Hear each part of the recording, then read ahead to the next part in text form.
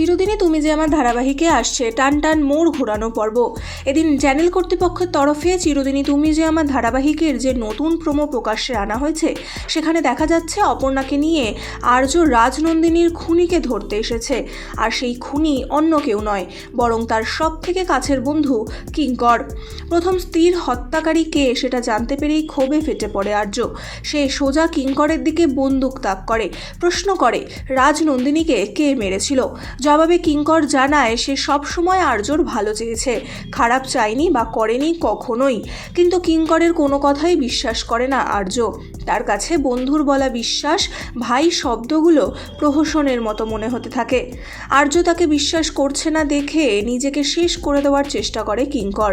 নিজেই নিজের মাথায় বন্দুক ঠেকায়।